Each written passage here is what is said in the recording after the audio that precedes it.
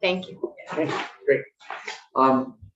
So thank you, everyone. I think maybe open to suggestions, but I was thinking maybe now that we've made it all the way through, then if we could read back through and see how many of these things that we pulled at the threads on, we can knit back together with an agreement. And then I'm going to ask,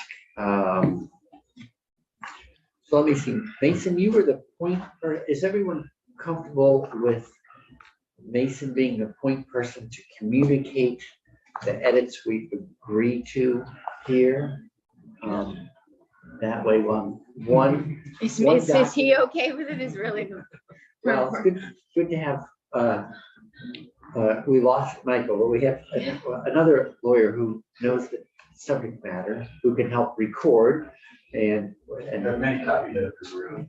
yeah, without prejudice, I know from what you've done already. So if you could do that, that would be great. That way we can communicate to Mr. O'Grady one clear document, and it may or may not include a resolution of everything, but it'll at least let us knit things back together and get where questions came up. Okay, so thank you. The first issue that Mr. O'Grady raised was finding number 6 on page 2 that he was pointing out was missing an edit. And I don't know if anyone here, well, Mr. Overstreet, you had finding number 6. I have a copy here of the document that was shared around in the group that Mason kindly sent over on behalf of the group yesterday. It's 10:06, I think. Maybe I should just read through it and you can help. I'm not sure where it's different. I haven't done a side-by-side read through to notice what did or did not cross over. But the group's version was, pursuant to the anti-degradation implementation rule, the secretary shall require a site-specific tier 2 analysis through the use of individual permits to ensure protections of the waters that are class A1, B1, or A2 when proposed activities may result in a measurable reduction in the physical, chemical, or biological quality of such waters due to their location, size, and scale, and provided that the secretary determines water quality data meets or exceeds the minimum criteria for these classes. So, Semicolon, yeah? oh, I'm sorry. Well, I'll just finish. Or the secretary has received an administratively and technically complete reclassification petition for such waters. So Mr. O'Grady proposed an edit that addressed the whole pulling up the, or the secretary bit will For the draft, everybody's, proceed. oh, sorry, Mr. Chair. Well, so it precedes the criteria that follow there. For the draft, everyone's looking at lines 14 through 16. If you go from when proposed activities, Yeah. move that up to line 12 after A2. It was really more of a flow issue than a substantive issue. I think we sort of hashed through that years ago. No, yesterday morning. So it was really as much of it sounds like Mike has it. Right. Readability. So when proposed activities may, and then everything that follows that. Yes. And that paragraph begins the paragraph. So the one scale will be moved up to A2 and then it considers where the secretary determines. Yeah. So it's just a. Okay. If I may, Yes, my please. understanding is Mr. O'Grady had a previous draft, but he did have our draft, which he said that he saw this morning with this language. Yeah, And this was language, just to be clear, that I'll call it the stakeholder group, but Mr. Coleman and Mr. Nelson in particular recommended just to clarify the type of the paragraph. Yeah. Which we are all in agreement on. So, Okay. So if you can, so that would be the first thing to send back to Mr. Gray, right? It sounds like we're all in agreement that that's a pretty straightforward fix. Mr. Chair, I think Mr. Nelson may. Oh, thank you. Yep. Thanks for the heads up. Mr. Yep. Nelson, good morning. Morning. How's everyone?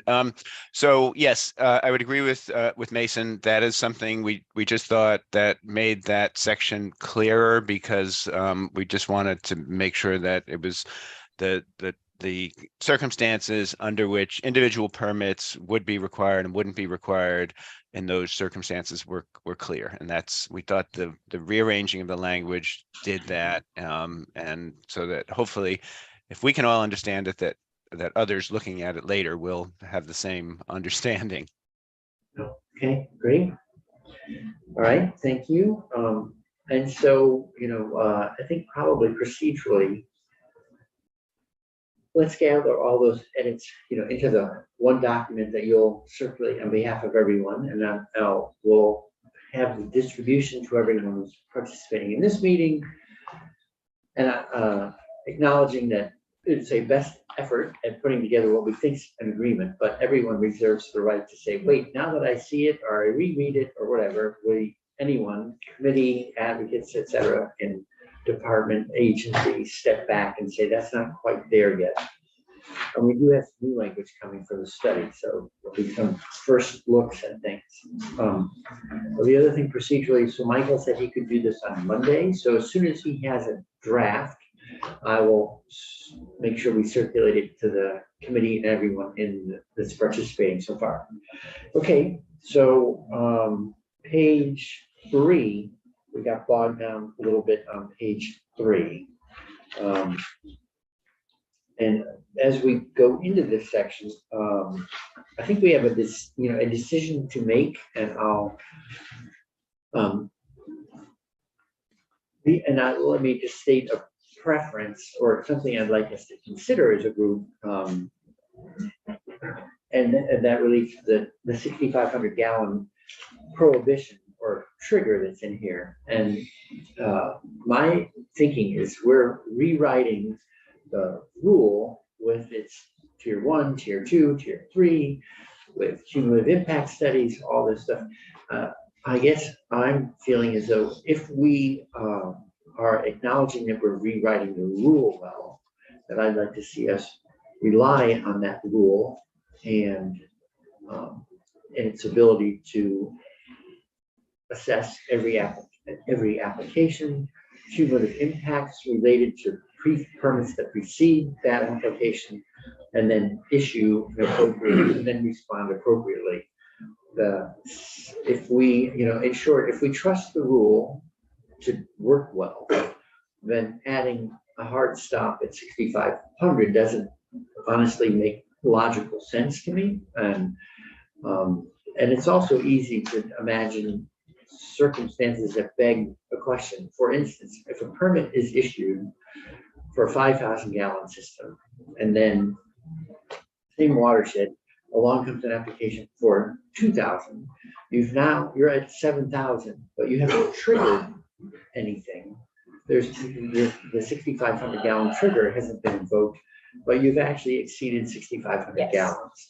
So what I'm proposing to the group is to take out the arbitrary trigger and rely on the rule itself to be consistent in the science that applies to each individual application that comes along, acknowledging again that we're stepping up the provisions that say we're looking for a cumulative impact study is part of it, that when the secretary and the agency will have the obligation to assess whether or not a deeper analysis needs to be performed, that there's the ability to also question applications.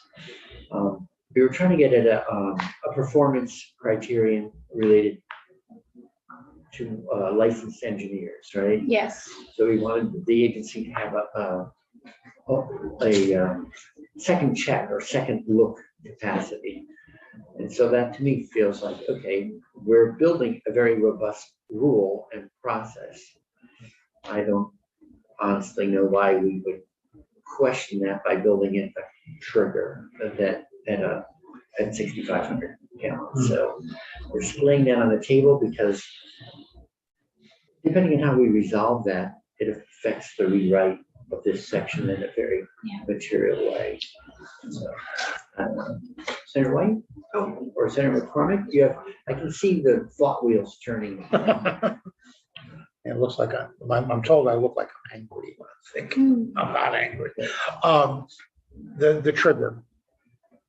Are we comfortable if we get away from logical sets and get to actually what's out there in the world? Are we confident that there are discharges of more than 6,500 gallons that there none of them are problematic? Well, can I rephrase the question? Yeah. So it's not discharges of more than 6,500 gallons, right? Permits for systems that Permits. handle discharges of more than 6,500. Oh, okay. Yeah. So then my problem would not be a problem. Yeah, I mean, it's a design. Honestly, if we're gonna design a solid answer, then I don't know why we wouldn't count on Edinburgh.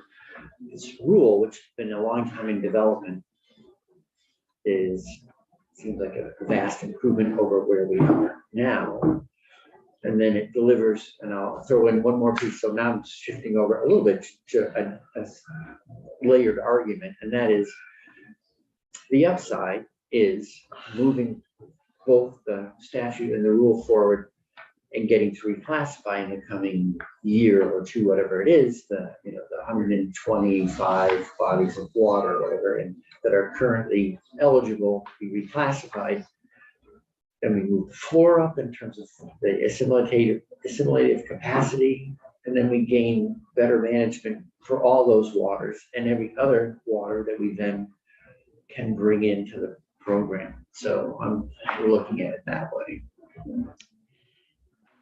Okay, I feel, Breathless? yeah, okay, thank you, Mr. Chair. So I'll just tell you my value statement, because that's where I'm coming at it, is I don't want, ideally, any additional changes.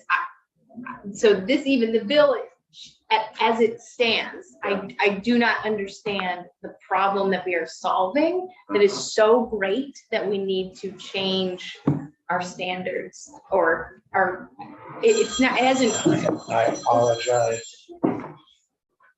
as long as it's not your tire.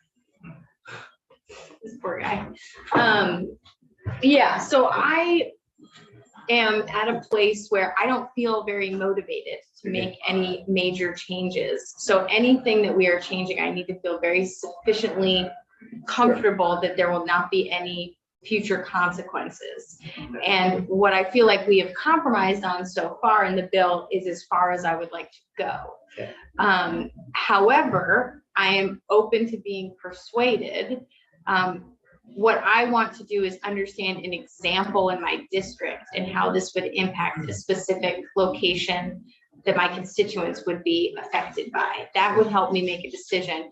And I'm trying to find that. So that's why I really wanted that reclassification list and why I pulled it up on my computer, is I'm trying to look at what we have in our district. And I'm struggling to understand exactly why the 600, so, and this kind of goes into other parts of the bill, but I'm trying to understand why this is so critical and needs to change. Sure. Well, the shortest answer, I'd say, like, the problem we're trying to solve is a statutory prohibition that is causing people whose property rights will be affected if we're reclassified to a Class A waters. Yeah. To resist the reclassification. Like, I watched this play out in Ripon for quite a long time. So that the state can manage waters to a higher standard if they're reclassified. But if the people who are affected by the reclassification are unwilling to go along with it, then we just end up stuck. And that list of waters eligible for reclassification gets longer, and we don't end up gaining the benefit of having reclassified to a higher level. So that's my perception of the challenge that we're addressing. by moving both rule and statute forward, sort of hand in hand. So why do they not have to go along with it? So the people who live in RIP, so what I'm confused about is the people who want to permit this large new system or because what I've heard is that they can make changes that improve. We've heard that a few different times. Why wouldn't we restrict? Like that's what I don't understand. What is the benefit to us for someone building a house or having a discharge that's increasing on a very narrow body of water that has deep ramifications for us long term? Like it just like the risks don't make sense to me. Okay, well, so I've talked more than I usually would want to talk as chair, like arguing a point of view or presenting a point of view, I should say arguing. Mr. Nelson has his hands up, and I think probably since you make your living in this area, that'd be helpful to hear from you. Okay, thank you very much. I very much agree with Senator Bray, your statement just now. And I think that one of the things to bear in mind here is that with this new anti-DEG implementation rule, we're really at the threshold of a pretty significant opportunity for change in that, as the committee knows, there have been very few reclassifications of waters that have occurred in the recent past, and the agency has recounted the difficulties that they've had in doing so, given public opposition for the reasons that Senator Bray just mentioned. Yeah. And I think that it's really not great policy, in my opinion, to just replace one arbitrary number with a different one. Making reclassification decisions based on the data, and particularly when we have not just A1 waters that we're talking about, but also B1 waters, which have the opportunity to sweep in a much larger number of waters and afford them greater protection, while at the same time, depending on circumstances and what's happening within individual watersheds, allowing systems, if and only if they meet the very tight design standards, the criteria as far as protecting waters. I think the risk there is very minimal, and it just creates a situation where you're not going to have, if we don't end up with a new arbitrary number in statute, then I think the problem that the agency has been experiencing in terms of the resistance to reclassification would go away. So that's my thought on it. Thank you for the opportunity. Okay, that is helpful, and that is what I understood was the point being made earlier. I'm still not convinced by that point, though. Like that's just not. It's not Well, compelling. I think that one thing that could be helpful is, I know when the agency has gone through proposed reclassifications and they've had a lot of comments, they've prepared response summaries that speak to, what the public has had to say and the concerns that have been expressed about people not being able to, to build a couple houses or whatever. And so, that documentation might be helpful to look at that sort of puts a little bit more structure on those kinds of statements that we've all heard. Yes, and I think where I'm struggling is I can understand the public wanting to build homes where they want to build homes. I get that. We have done a lot of work in this committee to expand where people can build homes. It is concerning to me that we are considering the highest quality water sources we have in the state as locations that we want to move away from highly regulating in the extreme way that we do now. Like, does that make sense? Like, I'm not compelled that public concern for having to build a home or build an exceptionally large home or multiple homes or condominiums is compelling enough for me to put even the conversation of risking these waters. So if that is not an accurate reflection of what we are doing, then I would like to be corrected, but that is what I see right now. And I'm not feeling good about the changes. So the arbitrary number thing, people keep throwing that out. All of this is arbitrary. All of this is made up. Well, The data piece is not, I understand the data piece and why we should do it based on that, but we have to pick a number in the sand somewhere. But I think what the agency has said is that, reclassification should be based on data, and that permitting decisions should be based on criteria, and that they're really separate things. And I think Pete could probably state it more eloquently than I just did, but, really trying to make sure that reclassification doesn't get stopped, frankly, by people concerned about, permitting decisions not being subject to, the actual criteria and the site-specific circumstances. So that's- Okay. Well, so how about if we, Yeah. there are other people volunteering to try to address the question. Yeah, I would happily be persuaded. It's just I'm not. Yeah, Ms. Smith, you have your hand up, and then we'll go to Mr. Grove.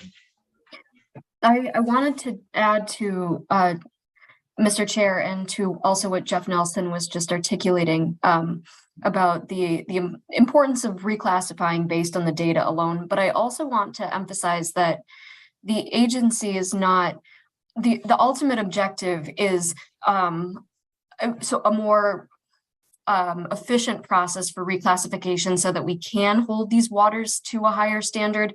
But the objective is not just to avoid public conflict. We're also looking at reclassification of, and the committee understands this from previous testimony, but reclassification of lakes and ponds that have watersheds that encompass village centers. And we haven't dealt with that particular issue in some of the other waters that are currently Class A. And so one of the additional concerns really is the agency's ability in the future to issue, not for homes, but to issue world-class on-site systems for things like state parks and schools and larger facilities, not just residential homes. I just wanted to add that to the conversation and hopefully in response to Senator White's question too. That's very helpful. So the point that I don't understand is I'm under the impression you can do that now.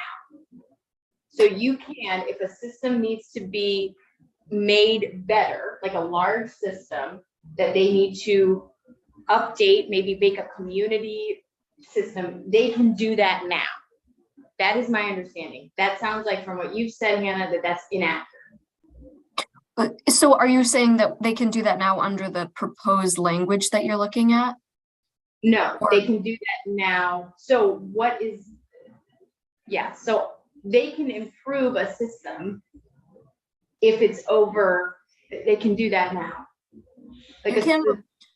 Yes, you can replace an existing system. You could not increase the, if it were currently the lakes that are eligible for reclassification, they are all B2.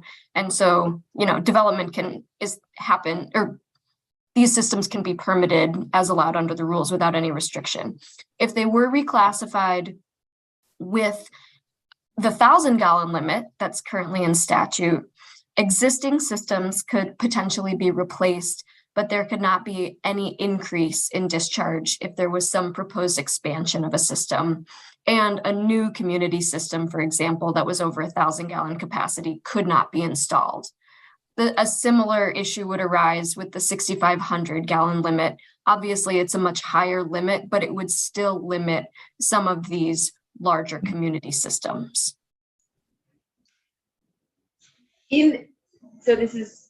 So I apologize. I really do want to understand this and support this bill, but I'm not there yet.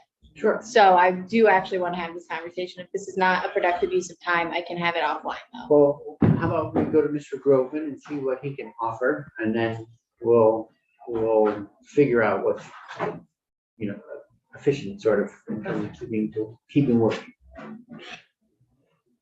And I don't want to make a statement. I want to just throw in sort of a question. Okay. Okay. Along the lines of Senator White's inquiry. An equation has a fixed factor and it has a variable. And I'm not entirely clear what the fixed factor is in this equation and what the variable is, both with the present law and with the proposed change. We could say that the variable is getting permitted to do a development, getting permitted to do a discharge. Fixed factor, we preserve the water quality. You can do the discharge if you're protecting water quality.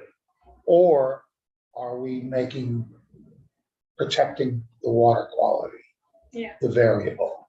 We're going to protect the water if it doesn't inconvenience Yeah. the discharges. And I'm not sure what the present law does, and I'm not sure what the proposed changes do. So one quick thing I'd say is the protections afforded under current classifications Are lower are than, lower. yes. So if we don't reclassify, we fail to take advantage of regulating to a higher level. And I think that's, and then the rules we're talking about only apply at the higher level. So Yeah. that's where we're running into them as in kind of an obstructive way. But Which is fine. Mr. Groveman, you've been waiting. You want to chip in here? Sure. So yeah, you've heard the point of view for not having the 6,500. I'm going to give the counterpoint because this has been our proposal, and it's basically very consistent with what Senator White has been saying. The 1,000-gallon limit has been effective, and I believe it was chosen, and it was an arbitrary number. And I agree with Senator White. All the numbers are arbitrary. Like, and we pick thresholds in all of our statutes, but it's been really effective in controlling. It's not just the system and pollution from the system, but density of development in these higher quality watersheds. And so what we're hearing is that that's numbers too low, and it is restricting density. As I said when I testified the other day, I think if the data supports a classification, even if people oppose a classification, the agency could go forward. And Ripton, I don't think it was wastewater that was the issue. There were other concerns that were raised, and ultimately those waters were classified as A1 based on the data. But more importantly, I think the 6,500 number that we want to move to is we're concerned about. And I think the agency talked about this when they talked about their monitoring program. They look at watersheds that are more highly developed, and they see them as not candidates for B1 and A1 waters, because you get to a point in a watershed where development becomes so dense that not only the wastewater systems, but the associated roads and driveways and other aspects of development has a negative effect on water quality, and makes it harder for those high quality waters to stay in a B1 or A1. And we're looking for, if we're going to lift the 1,000-gallon limit, some sort of way to say, these are not areas, B1 and A1 waters, that should have our densest developments, should have large hotels, large developments. There are plenty of other places for those developments to go, but they shouldn't go there. We try to create in the draft, using the 6,500 limit, some sort of factoring in that, if there's an improvement in water quality, if we're replacing systems, we didn't want to have that unintended effect. But that's sort of our thinking on this. And this is a policy decision. We understand the agency doesn't agree. And we agree, we would just agree to disagree about this, and the committee's just going to have to make a call. But I just wanted to provide the rationale, like, for what we're thinking. And the last thing I'll say is, and similarly, the cumulative impact analysis that is in the anti-deg rule, and is really important for the same reason, because as systems get permitted in B1 and A1 watersheds, we need to look at the impacts of those systems and the development that has come with it to make sure we, over time, don't have such dense development with these systems that, the waters can't remain B1 and A1. And that's a concern that we have. And our proposal was our way of trying to address that concern. Okay, and I think I'm not sensing any argument around cumulative impact Yeah, assessment. that's- It's like yeah. everyone in the room is agreeing to that strategy. And the question is, how is it expressed? And the rest. So Mr. Lafani, you've been sitting very patiently listening. Please. Thank you, Chair Wright. And I appreciate the arguments that are being presented on both sides of the issue. I think it's a chicken and egg type problem, though, to address your concern, Senator White, that we are talking about what's necessary to provide protection for these higher quality waters, A1 and B1 waters, but we are not getting there, where they're all B2 waters today. Yes. And they have been across a variety of administrations throughout time. There's a reason that we haven't been able to move forward with these reclassifications in an efficient and effective way. As Anna Smith spoke of a few moments ago, we have maintained consistently in talking to the committee and developing these concepts in the anti-degradation implementation rulemaking process, that classification should be classification. And we should be able to move forward with putting our waters into different buckets based upon their water quality. Yeah. The existence, the confluence of a prohibition around development or a prohibition around the size of the system, it is an arbitrary number, be it 1,000 or 6,500. It doesn't belong in classification. Classification should be a straightforward process wherein we sort our waters according to their quality. And then through permitting and through the application of this anti-degradation implementation policy that we talked about a lot, that's how we protect those waters. That's how we protect those higher water qualities. By getting back to chickens and eggs, we first need to be able to sort them into buckets to be able to apply the more advanced protections that we're talking about in the anti-deg rule to those waters. And it hasn't worked over time. And so we have now a commitment to you that the agency would move forward with those reclassifications and then apply these anti-deg implementation rules in a way that would consider, again, the litany of words, the location, size, and scale of the system relative to the watershed. Because as Hannah said a few moments ago, particularly when we get to lake reclassifications, which we're anxious to be able to reclassify some of our lakes to A1, some of our real gems, that those watersheds are quite a bit larger and they involve a wide range of activities in those watersheds, and the existence of 1,000 or we feel a 6,500 gallon per day limit would continue to have that resistance towards reclassification, because we're at once trying to sort, but we have this prohibition. And it's evident through time that looking at our list of reclassified waters, again, across many different administrations and many different practitioners, it hasn't worked. And so we come to you with this proposal to clear that way and to make the concurrent commitment to be able to reclassify these waters, and then thirdly, implement this new rule to protect them. And we really feel at the agency that that's the best way of moving forward. That remains our recommendation. Can we use an example? Can I because I know it's complex and I want to make sure, I want to support this bill if I can, because I want to make sure you can do your good work, but I'm not there yet. And the argument you're making is not compelling to me, because what I see is you lowering I see you're like, yes, we need to reclassify, but to get us to reclassify, we have to lower the expectations. I think we're actually raising the expectations and the protections that we're putting forward through the anti-deg rule. We're talking about a comprehensive system, both to identify these waters, to move them into reclassification, and then through the provisions of the rule, including things like cumulative impact analysis, look at the potential impact of systems. Not only, we've been really fixated on indirect systems here, be it less than or greater than 6,500. There are many other activities that go on in these watersheds potentially that don't require an indirect permit. Roads, parking lots, construction activities, activities around and in wetlands, all sorts of different activities that, again, today, with these classified as B2, don't enjoy those higher levels of protection. So don't you think it doesn't make sense then that these communities, why is so that's what confuses me, is these communities are in opposition to you reclassifying. Some of them.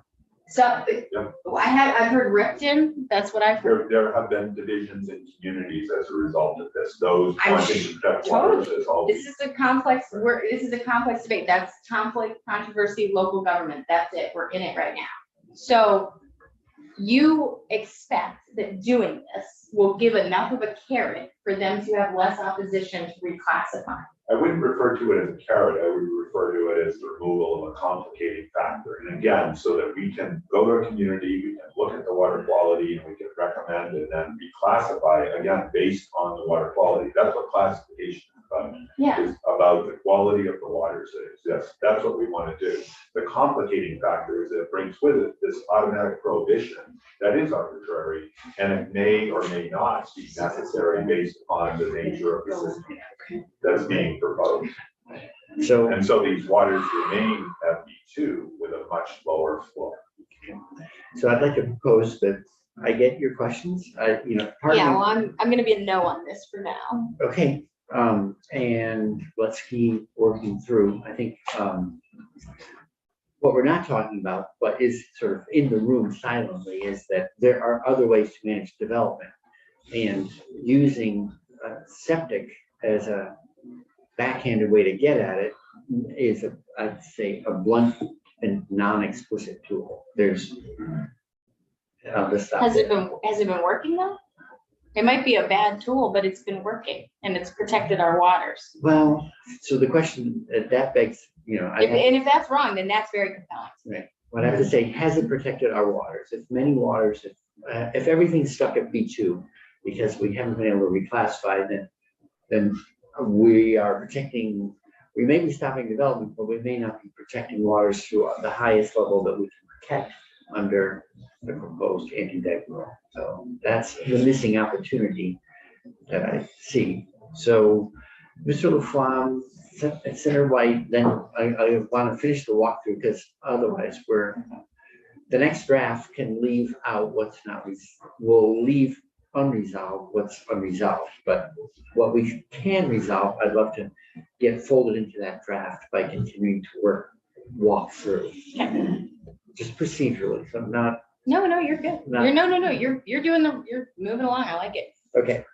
So, that, I'm looking at section 2 then as, this is a big question mark, and we'll continue to work on it.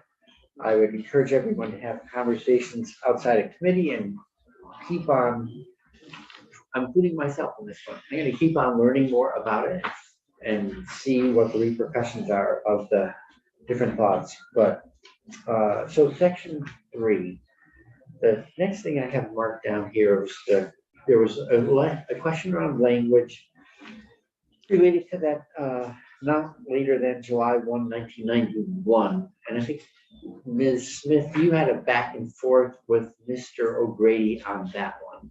And I don't know if you all felt like, or that there was that it needed changing or not. And if so, what the proposed change would be. The reason that this particular section of statute was included in the bill was intended to address the last sentence of the section. The last sentence of the current 1263 states that systems under 6,500 gallon per day capacity don't require a permit. And that is now outdated. We do require on-site wastewater permits for all indirect discharging systems. The agency's original proposal didn't make other modifications to this section. I think that the elimination of the last sentence was the only reason it was included initially. And so I would be happy to work directly with Michael on the question about the date in there. It was intended as a retroactive authorization for permitting of existing systems. And I don't know when in time it went into effect, but I'm assuming it was there to address the adoption of the 1,000-gallon limit and allow the agency to permit existing systems that might be over that limit. Okay, so with that, I'm marking my copy that you'll talk directly to Mr. O'Grady and the results can be communicated if they're in time, who can get them to Mr. Overstreet, and then maybe as a part of what he's putting together, we get them all into the next draft. Otherwise, we'll still be doing a little knitting together on the next meeting. Section 4. So I have a number of things marked there. And I think Mr. O'Grady had some suggestions around, for instance, not including as required by section 29A-105. So let me pause and say, is there a relatively clear understanding amongst the expert parties in the room about what that edit looks like? And if so, since you're going to be communicating the consensus opinion, maybe you could articulate how you think what we've discussed and agreed to for what section 4 would look like. Or Okay. how it would read. Thank you, Chair Bray. Hannah and others, please chime in. So my interpretation of this discussion and the conversation revolved around how rules and statutes interact. And the advocacy community felt strongly about the need to memorialize in statute the cumulative impact analysis, even though, you know, assuming the anti-degradation implementation rule is approved, tier 2 analysis doesn't include that. Although we feel strongly about including it and would recommend to this committee to include it in the statute, again, as a reminder. And Michael also made the point that basically the statute trumped the rule. So there would be a cumulative impact analysis. I mean, Hannah, please, you know, opine if you see it differently. I think his suggestion was to strike the section 29A-105, you know? Right. And some of the superfluous language, which I think we would be okay with, but we would have to see and then make a recommendation back to the committee. The language suggested by Michael during the walkthrough made sense from the agency's perspective. The reference, and also striking the specific section number in the water quality standards also makes sense. Great. So I think that if the agency's fine there, then I think being more explicit and given that statute trumps rule, it's just a level of, someone might argue it's redundant, but in this case, the redundancy is seems like a plus, given that we're all, it's an assurance to something that we're, an explicit assurance about something we're actually in agreement on. Okay, so that takes us to section 5. And I think actually we sorted out the language there pretty well by pulling up the secretary receiving an administrative and technical complete application. It goes up, moves up in the paragraph so that it then also has to meet or exceed the criteria for a higher class of water, et cetera, et cetera. So that seemed like just a editorial move, not a content change. Any agreement on that?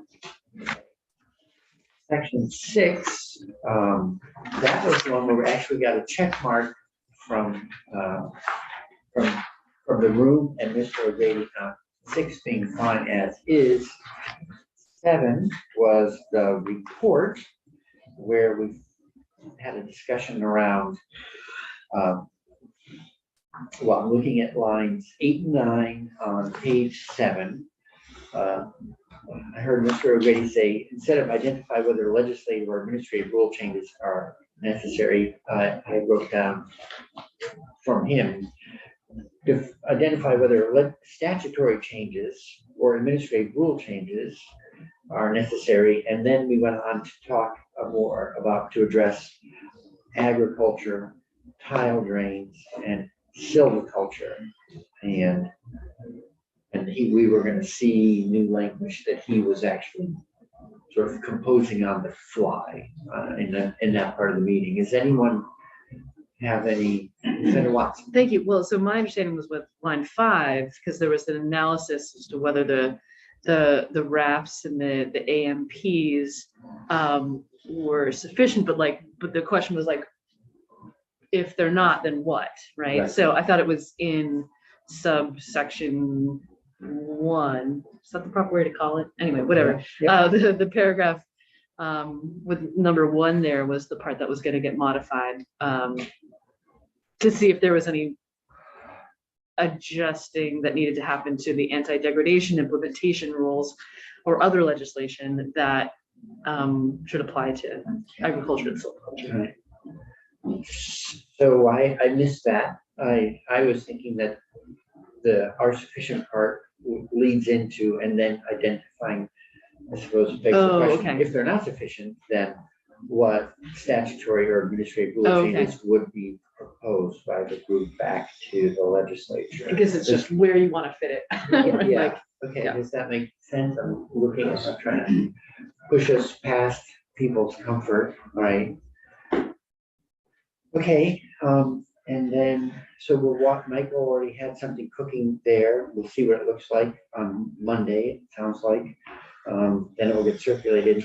Then section 8 also had an edit, and that was to move it to, and instead of effective on passage, to move contingent on completion of rulemaking, or whatever the right way to phrase that is. Okay, great. And so Mason, you have that in your version as well, right? Yes, Okay, great. Okay. All right, so we have all of 1 minute before the bell starts ringing. Thank you for, although we have a big question pending, and a major point of discussion still live, but whether or not we put a limit and what the impacts are. You know, I don't want to sidetrack us. Part of my predisposition is if we want to manage growth in any particular area, you should manage growth in an area through other provisions of law that control growth, as opposed to doing it in this way, which is causing us to run into obstacles. So, but I'm from the explicit management camp. Sometimes people do things through a proxy, like setting a septic rule, and that ends up being the de facto way of management. So I'm not criticizing, I'm just saying that that's my orientation. Is could we spell out other provisions that would address the things that are, I think, giving you concern, like would we see development at a level or pace that we would regret? Yes, that's like the exact point, yes. Yeah. In these very unique situations. This is not just any waterway.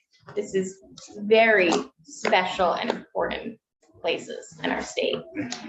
Well, even the B2s going to B1s, I think, I don't know, Ms. Sargent, maybe, or Mr. LaFawn, maybe you can ballpark the number. We have 120 We do have, something put them into queue to go to A1, but we're also going to see an improvement of regulation for B2s going to B1s.